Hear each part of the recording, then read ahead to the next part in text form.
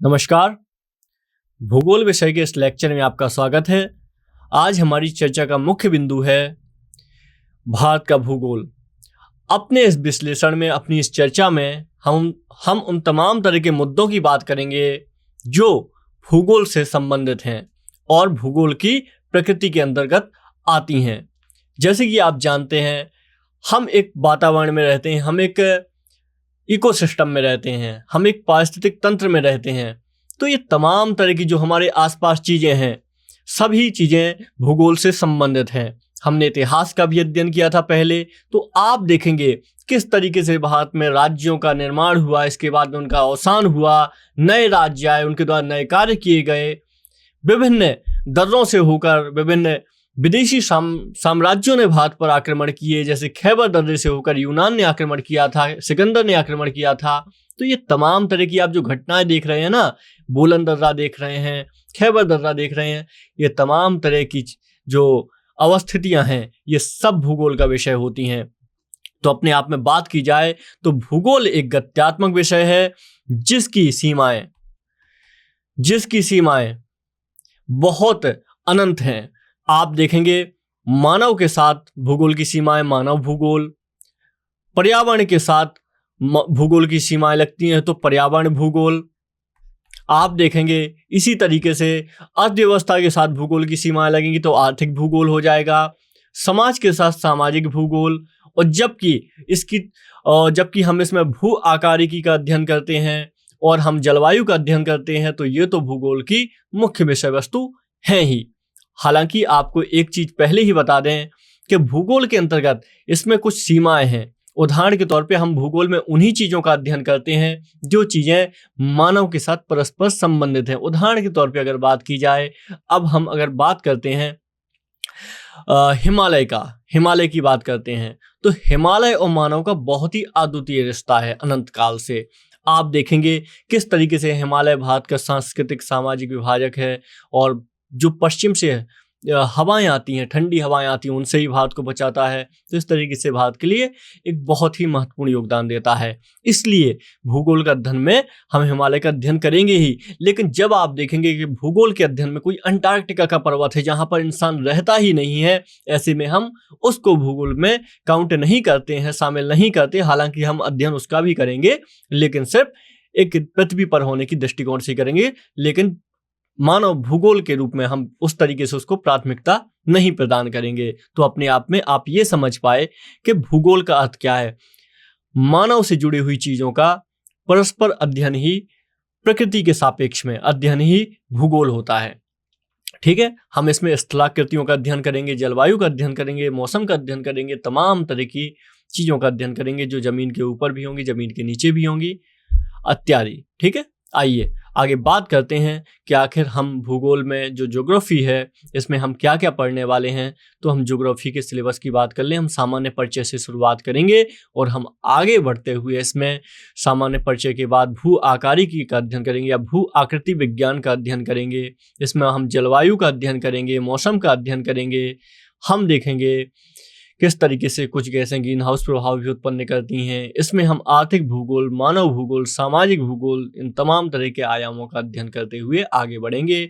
इसमें हम संसाधन भी देखेंगे, क्योंकि भूगोल की अपनी आप में सीमाएं ना बहुत ही बड़ी हैं। आप देखते हैं पर्यावरण एक अतिरिक्त सब्जेक्ट के तौर पे देखते हैं, आप अतिरिक्त विषय के तौर पे देखते हैं, लेकिन दरअसल पर्यावरण और भूगोल का एक बहुत ही गहरा रिश्ता है। तो भूगोल के अंदर से ही पर्यावरण निकल के आया है, ऐसा आपको मान के चलना चाहिए। हम कृषि देखते हैं, हालांकि कृषि अर्थव्यवस्था का है मुद्दा, लेकिन कृषि कहीं अधिक भूगोल का भी मुद्दा है। ऐसे ही हम और भी अनंत मुद्दों को देख सकते हैं। चलिए, तो आइए आज बात करते हैं कुछ बेसिक बातों पर, कुछ सामान्य बातों पर करते हैं भूगोल की। तो आपको पता है, सबसे पहले कुछ बात कर लें कि हमारे भूगोल के बारे में कुछ सामान्य बातें कर दें। आपको पता है हमारे देश का नाम क्या है? भारत है। तो भारत ये नाम कैसे पड़ा? क्योंकि प्राचीन काल से अब तक भारत को अनेक नामों से पुकारा जाता है।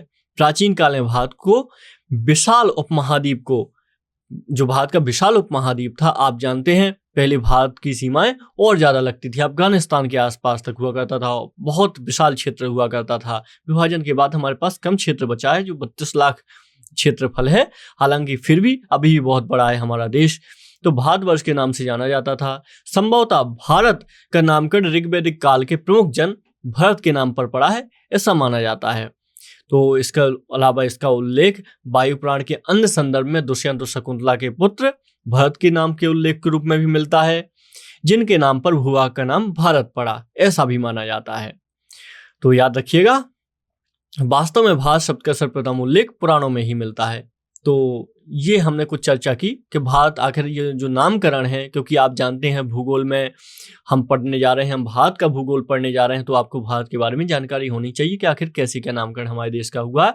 भारत जम्बूद्वीप के दक्षिणी भाग था। जम्बूद्वीप का अर्थ समझते हैं आप? जम्बूद्वीप का अर्थ समझते हैं क्या आप? चलिए आगे डिस्कस करते हैं इसके बारे में। जम्बूद्वीप का दक्षिणी भाग था। आर्यों का निवास स्थल होने के कारण इसका नामकरण आर्यावर्त के रूप में हुआ। जब कभी आप जो मंत्र पढ़ते हैं तो उसमें आता भी है, जब एक संकल्प होता है, विष्णु विष्णु नमः परमात्मे श्री पार्वतम विष्णु आज्ञा वर्तमान साक्षी ब्राह्मण द्वितीय पराधे श्री शेष 12 कल्पे वैवस्व मनवंतरि अष्टाम विस्तृत में कलिवस प्रथम चरणे जम्बूद्वीप भारतखंडे भारतवर्ष से आर्यावर्त तक देशांतर्गते। तो हमारे मंत्रों में भी इसका उल्लेख है। भारत की जो स्थिति है इसका उल्लेख तो हमारे मंत्रों में भी है। तो इस तरीके से जो भारत है अपने आप में बड़ी ही, अब मैं शायद आपको एक्सप्लेन नहीं कर पा रहा हूँगा, लेकिन भारत अपने आप में अनंत सीमाओं के साथ, अनंत संभावनाओं के साथ और अनंत काल से अस्तित्व में रहा है। आप देखेंगे हिंद महासागर को ही देख लीजिए, जिसके नाम के पीछे हिंद लगता है, जब ये महासागर है हिंद महासागर, तो ये देख लीजिए अपने नाम के साथ हिंद के नाम के साथ एक महासागर का नामकरण किया गया। सोचिए इसका कितना महत्व होगा हमारे देश का। तो मध्यकालीन इतिहास लेखकों ने इस देश को हिंद अथवा हिंदुस्तान नाम से संबोधित किया। भारत के पर्याय के रूप में प्रयुक्त इंडिया शब्द की व्युत्पत्ति यूनानी शब्द इंडोई से मानी जाती है, ऐसा माना जाता है इसके बारे में। ठीक है, चलिए आइए कुछ आकार और अवस्थिति के बारे में जान लेते हैं, कुछ चीजों की बात कर लेते हैं। तो आकार देख लेते हैं हम, वो भौगोलिक अवस्थिति देख लेते हैं, ये तो सबसे ज्यादा मुख्य है। तो भारत के अगर कुल क्षेत्रफल की बात करें, पहली बात भारत की आप संरचना तो जान ही रहे हैं। तो देखिए आइए भारत की भौगोलिक स्थिति जानते हैं। तो भारत का कुल क्षेत्रफल कितना है? 32,87,263 वर्ग किलोमीटर भारत का क्षेत्रफल है। ठीक है, याद रखिएगा, भारत का क्षेत्रफल 32,87,263 वर्ग किलोमीटर है। और इसमें ये पूरे विश्व के क्षेत्रफल का कितना है, पूरी पृथ्वी के क्षेत्रफल का कितना है? 2.54%, 2.4% क्षेत्रफल है कुल भौगोलिक क्षेत्रफल का। जो हमारे यहाँ का भौगोलिक क्षेत्रफल है, जो आप जानते हैं समस्त बहुत सारे इसमें महाद्वीप हैं, तो उसमें कुल मिला के 2.4% है कुल भौगोलिक क्षेत्रफल का क्षेत्रफल हमारा। ठीक है, याद रखिएगा। भारत की आकृति कैसी है? लगभग चतुष्कोणीय है। इसका उत्तर दक्षिण अधिकतम विस्तार, अगर इसके हम उत्तर दक्षिण विस्तार की बात करें भारत की, तो उत्तर दक्षिण विस्तार भारत का कितना है?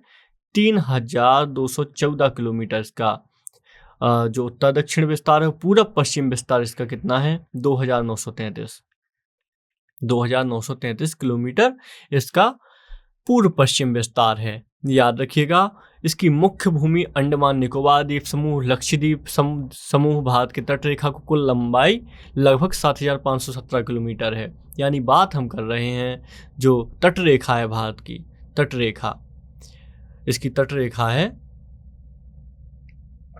तो ये कितनी है? 7,517 किलोमीटर, 16 किलोमीटर माना जाता है, तो 7,516 किलोमीटर इसकी क्या है? तटरेखा है भारत की।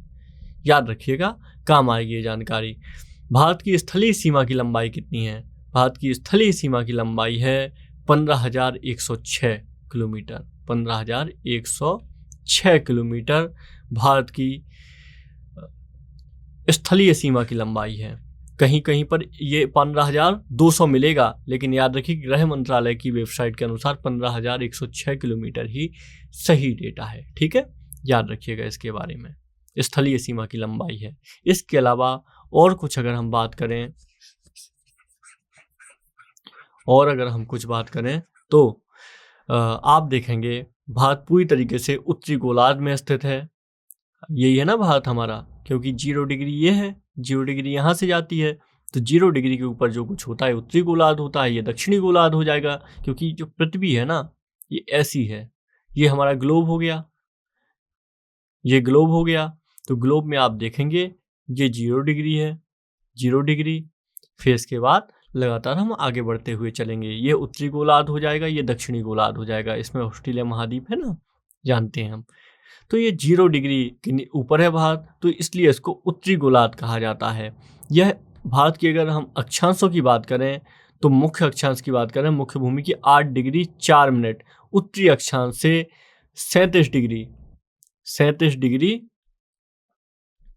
37 डिग्री 6 मिनट, कितना 37 डिग्री 6 मिनट उत्तरी अक्षांश तक भारत का विस्तार है। वैसे अगर लंबाई की बात करें तो 3214 किलोमीटर हो जाएगी, लेकिन भारत का अक्षांशीय विस्तार हो जाएगा 8 डिग्री 4 मिनट से 37 डिग्री 6 मिनट उत्तरी अक्षांश तक विस्तार हो जाएगा। याद रखिएगा मुख्य भूमि की बात कर रहे हैं, ना कि अंडमान निकोबार के पास की बात कर रहे हैं, ठीक है, इसको याद रखिएगा। और देशांतरी विस्तार की अगर बात करें, देशांतरी विस्तार यहाँ से शुरू होगा, क्योंकि हमेशा जो देशांतर होता है, क्योंकि आपको पता है ये अक्षांश रेखाएं होती हैं, ठीक है, ग्लोब में, और ये देशांतर रेखाएं होती हैं। इसमें 0 डिग्री की रेखा होती है ग्रीनविच, 0 डिग्री की रेखा ग्रीनविच इंग्लैंड के पास से गुजरती है। इसके बाद में ये लगातार ऐसी रेखाएं आगे बढ़ती जाती हैं इस तरफ से।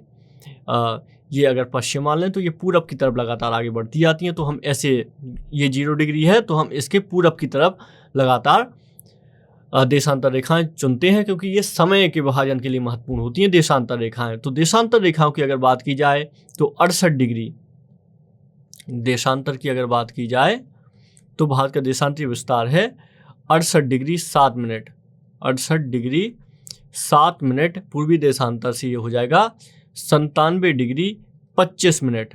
पूर्वी देशांतर तक भारत का जो देशांतरीय विस्तार है इस तरीके से है, याद रखिएगा, आपके लिए ये महत्वपूर्ण जानकारी हो जाएगी।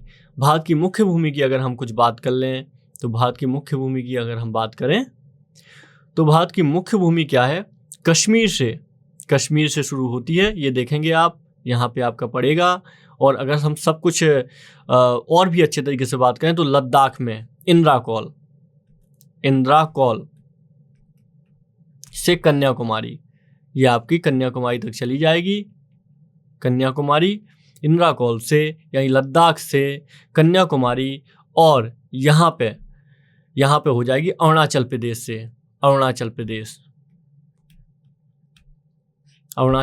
से ये आपकी हो जाएगी गुजरात में, किबुथु से गुजरात। अगर हम ऐसे बात करें तो ये हो जाएगा किबुथु से गुहार मोती हो जाएगी। ये आपके पूरब पश्चिम के गुहार मोती अंतिम बिंदु हैं, ये आपके पूरब पश्चिम के अंतिम बिंदु हैं, जिनको हम गुजरात और अरुणाचल प्रदेश गिन रहे हैं, ठीक है, याद रखिएगा। चलिए आगे बात करते हैं, कुछ और लोकेशन के बारे में बात कर रहे हैं। इसके अलावा आपके लिए एक और चीज जानने की है। आप जानते हैं भारत में जो भारत का जो विस्तार है ये तो है, ठीक है, यहाँ तक हम मानते हैं इसको भारत का विस्तार, लेकिन आपको पता है इसके अलावा जो भारत का समुद्री क्षेत्र का विस्तार होता है 200 नॉटिकल मील तक होता है, 200 नॉटिकल मील तक होता है। ये 200 NM का मतलब क्या है, देखिए 1 NM बराबर होता है, नॉटिकल मील बराबर होता है 1.8 किलोमीटर, जबकि 1 मील बराबर क्या होता है, आपने सुना होगा ना, 1 मील सुना होगा कि 1 मील में कितने किलोमीटर होते हैं, तो 1.5 मान लीजिए, 5.8 मान लीजिए, पूरा एक्यूरेट लिख लेते हैं, 1.58 किलोमीटर होते हैं 1 मील बराबर। तो इसी तरीके से एक नॉटिकल मील जो समुद्री मील होता है इसके बराबर होते हैं 1.8 किलोमीटर। तो इस तरीके से भारत का ये अनन्य प्रभुत्व क्षेत्र होता है। इसमें मतलब भारत की परमिशन के बिना, इजाजत के बिना कोई भारत के सीमा में नहीं आ सकता। तो ये 200 NM होता है। तो भारत का जो विस्तार है 1 NM बराबर 108 किलोमीटर होता है। इस तरीके से 200 NM तक भारत का विस्तार होता है, याद रखिएगा, ठीक है। इसके अलावा आपको एक चीज और बता दें, यहाँ पे डिस्कस कर लें, भारत के विभाजन के भौतिक विभाजन में डिस्कस कर लें, तो हम जानते हैं भारत इधर यहाँ पे बे ऑफ बंगाल, बंगाली खाड़ी से घिरा हुआ है, अरब सागर से घिरा हुआ है, नीचे हिंद महासागर से घिरा हुआ है, इसीलिए भारत को प्रायद्वीपीय भारत कहा जाता है, प्रायद्वीप कहा जाता है। प्रायद्वीप का मतलब ही होता है जब कोई भूगोलिक लैंड, भूगोल तीन ओर से घिरा होता है पानी से, तो इसको प्रायद्वीपीय बोला जाता है। ठीक है, प्रायद्वीप बोला जाता है, याद रखिएगा।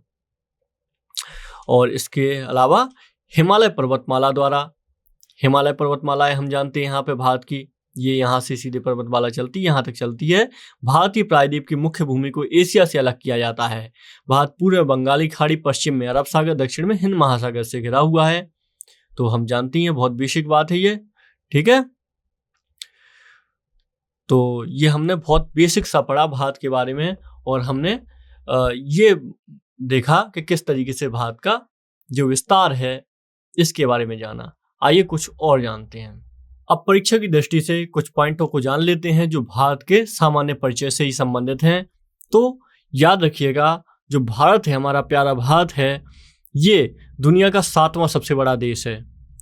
7वां, दुनिया का 7वां सबसे बड़ा देश है। और हम पहले ही देख चुके हैं कि भारत का जो क्षेत्रफल है, ये जो स्थल मंडल के क्षेत्रफल का लगभग 2.4% भाग है। ये भी हम देख चुके हैं स्थल मंडल का। ठीक है, 2.4% भाग है, ये हम फैक्ट देख चुके हैं। और 7वां सबसे बड़ा देश है भारत का। ठीक है, दुनिया का, याद रखिएगा। इसके अलावा क्षेत्रफल के मामले में अगर बात करें, क्योंकि हम देखा है स्थल मंडल में 2.4% धारित करता है भारत संपूर्ण स्थल मंडल का, जिसमें जनसंख्या की अगर बात की जाए तो ये 17.5% जनसंख्या धारित करता है।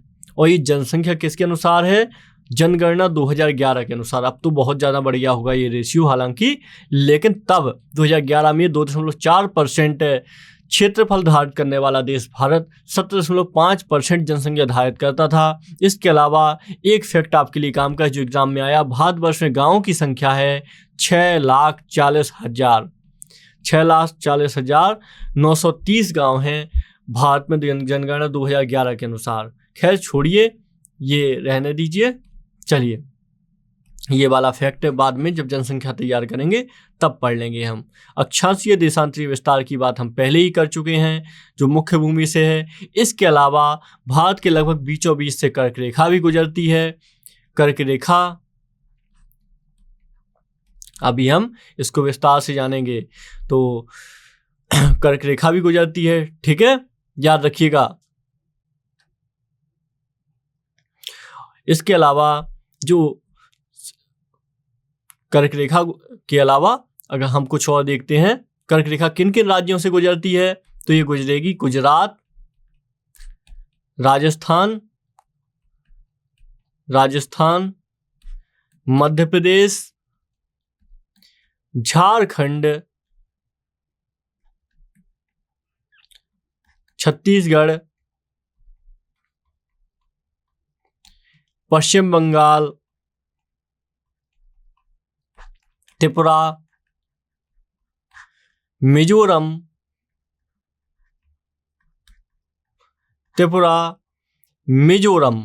तो इन राज्यों से कर्क रेखा गुजरती है। अगर संख्या की बात की जाए तो 8 राज्यों से गुजरेगी ये। 1 2 3 4 5 6 7 8 है, ये देख रहे हैं आप यहाँ पे, ये है त्रिपुरा और मिजोरम। तो इन 8 राज्यों से गुजरती है हमारे यहाँ पे कर्क रेखा। याद रखिए, कर्क रेखा का देशांतरीय अक्षांशीय विस्तार क्या होता है, अक्षांश क्या होता है कर्क रेखा का, तो ये होता है 23 डिग्री 30 मिनट। ये बीचों बीच से गुजरती है भारत से, तो 23 डिग्री 30 मिनट पे गुजरती है अक्षांश पे, उत्तरी अक्षांश पे। याद रखिएगा, उत्तरी अक्षांश लिखना मत भूलिएगा, क्योंकि अक्षांश 2 तरह के होते हैं, दक्षिणी अक्षांश, उत्तरी अक्षांश। तो उत्तरी अक्षांश से गुजरती है हमारी कर्क रेखा, इसके बारे में याद रखिएगा। अगर हम बात की जाए कि कौन कौन से शहरों से कभी ऐसे प्रश्न बन जाते हैं, उदाहरण आपके एग्जाम में आजकल ऐसे बनने भी लगे हैं, तो इसको याद रखिएगा।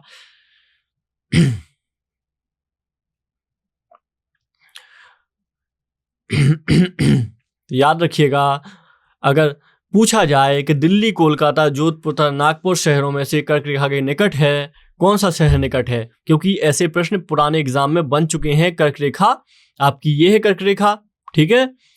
तो इसमें से, क्योंकि देशांतर से क्वेश्चन पहले बन चुके हैं, आपको पता है ये भारत का देशांतर रेखा ऐसे गुजरती है भारत से, ठीक है। तो ऐसे में अब प्रश्न बन सकता है कर्क रेखा पर भी, कर्क रेखा किन किन नगरों से पास से गुजरती है, तो ये कोलकाता नगर के पास से ज्यादा गुजरती है। कोलकाता यहीं पर पड़ जाता है इसके तुरंत नीचे, आप जानते हैं। ये वैसे भी पश्चिम बंगाल से गुजरती है आपकी कर्क रेखा, तो इसका जवाब रहेगा। और इसके अलावा एक और प्रश्न बन सकता है, अगरतला, गांधीनगर, जबलपुर, उज्जैन में से कर्क रेखा के निकटतम दूरी पर स्थित है, तो गांधीनगर हो जाएगा, क्योंकि आप जानते हैं गांधीनगर में ये बिल्कुल यहीं से होता है, तो यहीं से गुजरती कर्क रेखा। तो ऐसे प्रश्न बन चुके हैं विभिन्न एग्जामों में, तो आपको भी पता होने चाहिए, ठीक है। चलिए, ये काम की कुछ जानकारियां रही हैं, और ये काम की जानकारी आपको आगे इसका जो इम्पोर्टेंस है ये आगे आपको इसका समझ में आएगा, ठीक है। चलिए, इसके अलावा मानक रेखा की बात कर लेते हैं, मानक समय की बात कर लेते हैं। तो मानक समय की अगर हम बात करें तो आप देखेंगे ये भारत हो गया, ये एक रेखा गई है 82 डिग्री 30 मिनट। 30 मिनट क्यों ये 82 डिग्री 30 मिनट ही रेखा है हमारे देश के लिए?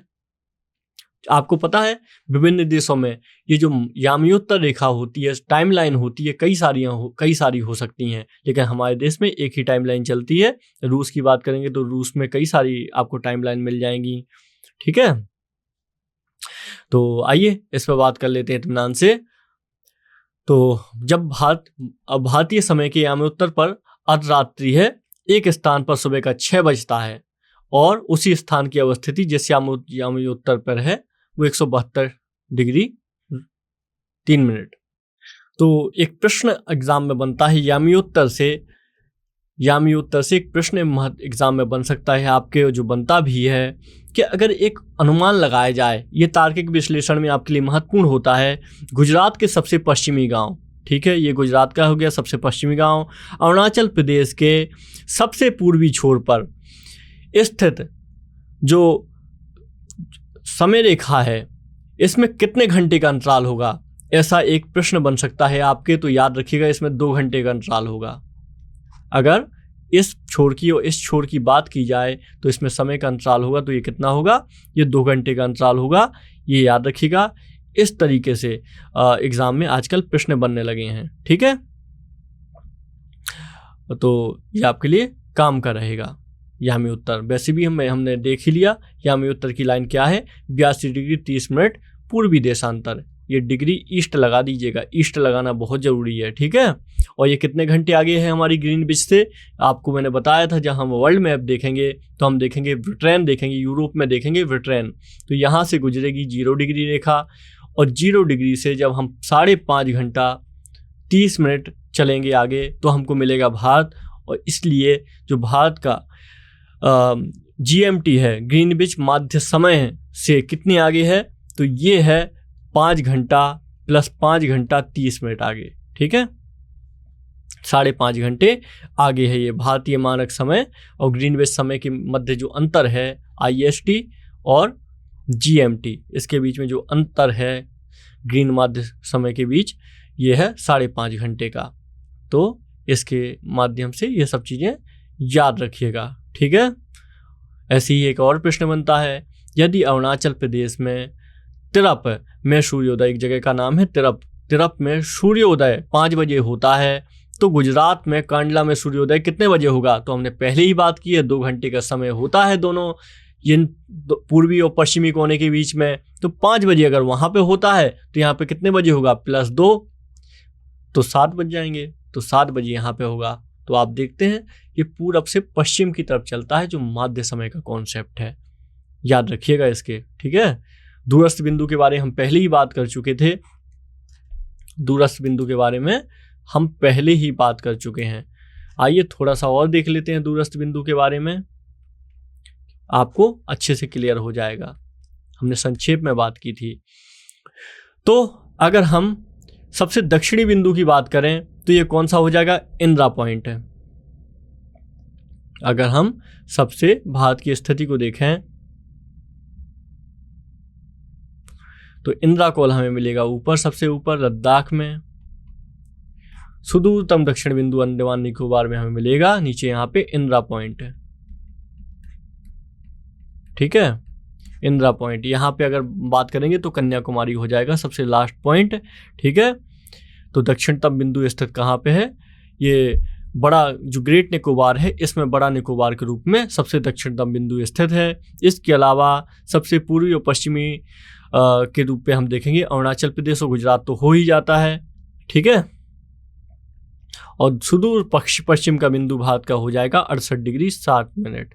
ये हो जाएगा गौर माता गुहार माता गुजरात में। ठीक है, सीमावर्ती कुछ देश देख लेते हैं भारत के, जो भारत के से बिल्कुल लगे हुए हैं, इनके बारे में हम देख लेते हैं। आइए जानते हैं। तो सबसे पहले याद रखिएगा, आइए इस मैप में ही देख लेते हैं। यहाँ पे आप देखेंगे तो असम, भूटान तथा बांग्लादेश की सीमाओं से जो लगा हुआ है, ये आप देख रहे हैं, ये असम है। असम यही है ना, यही है। ये कहाँ किस किस से लगा है? ये बांग्लादेश से भी चिपका हुआ है, भूटान से भी चिपका हुआ है। ठीक है, इसके अलावा पश्चिम बंगाल की अगर बात करें, आइए एक मैप बना लेते हैं छोटा सा। तो आप देखेंगे यही है ना असम, ये असम हो जाएगा। ठीक है, तो ये किस किस से लगा है? भूटान से भी ऊपर लगा है और नीचे बांग्लादेश से भी लगा है। अगर पश्चिम बंगाल की हम बात करें, ऐसे खूब प्रश्न बनते हो एग्जाम में, याद रखिएगा। तो पश्चिम बंगाल की ये भूटान, क्योंकि यहाँ पे जो आप देखेंगे दार्जिलिंग वाला क्षेत्र पश्चिम बंगाल का, ये लगता है भूटान से और नेपाल की सीमा से। मिजोरम की बात कर लें, मिजोरम की बात कर लें हम, आप देखेंगे ये वाला एरिया मिजोरम का, तो ये लगा हुआ है म्यांमार की सीमाओं से, बांग्लादेश से। जो मिजोरम का एरिया है, ये प्रश्न एग्जाम में बन चुके हैं, ये बांग्लादेश तथा म्यांमार की सीमा से लगा हुआ है, म्यांमार। ठीक है, तो एक चीज याद रखिएगा, बांग्लादेश की सीमा, मणिपुर जो है, इसकी सीमा बांग्लादेश के साथ नहीं मिलती है, बांग्लादेश के साथ नहीं मिलती है। ये भी एग्जाम में एक बार प्रश्न बन चुका है। अगर आपको ऑप्शन दिए जाएं कि मेघालय, त्रिपुरा, मणिपुर तथा मिजोरम राज्य में से किस राज्य की सीमा बांग्लादेश से नहीं मिलती है, तो आपका जवाब होना चाहिए मणिपुर। अभी हम मैप देखेंगे इसका सेवन सिस्टर का इत्मीनान से, तब आपको मैप के माध्यम से समझा दूंगा। तो एक चीज और याद रखिएगा, बांग्लादेश की सीमा से भारत के कौन कौन से राज्य लगते हैं? ये लगते हैं मेघालय। ये प्रश्न बनता है एग्जाम में, मेघालय, असम, पश्चिम बंगाल, और ये हो जाएगा त्रिपुरा, मिजोरम, त्रिपुरा, मिजोरम, मिजोरम। ये सब राज्य लगते हैं किसकी सीमा से? ये बांग्लादेश की सीमा से, याद रखिएगा। ठीक है, ये काफी महत्वपूर्ण जानकारी रहेगी आपको के साथ। ठीक है, और जो भूटान है, इसकी सीमा, मेघालय की सीमा भूटान से नहीं लगती है, ये भी याद रखिएगा। क्यों? क्योंकि आप सोचेंगे असम की लगती है तो मेघालय की भी लगेगी, मेघालय की सीमा नहीं लगेगी। ठीक है, और सबसे ज़्यादा म्यांमार की सीमा, म्यांमार के साथ किस सिस्टर की सीमा लगती है? किस सेवन सिस्टर की बात कर रहा हूँ? अरुणाचल प्रदेश की सबसे ज़्यादा सीमा म्यांमार के साथ लगती है। ठीक है, ये याद रखिएगा सारी चीज़ें। आइए आगे और बात कर लेते हैं थोड़ी सी कुछ फैक्टों पर। ये फैक्ट के हिसाब से चल रही हैं सारी चीज़ें, क्योंकि आपके लिए यहाँ पे फैक्ट बहुत महत्वपूर्ण है। तो नेपाल से किस किस की सीमा लगती है? नेपाल से लगेगी उत्तराखंड की, उत्तर प्रदेश की, बिहार, पश्चिम बंगाल एवं सिक्किम की सीमा लगेगी किससे? नेपाल से, याद रखिएगा। भारत के साथ सबसे लंबी सीमा है बांग्लादेश की। अगर हम बात करेंगे, ये भारत हो गया, इसमें सबसे लंबी सीमा किसके साथ लगती है?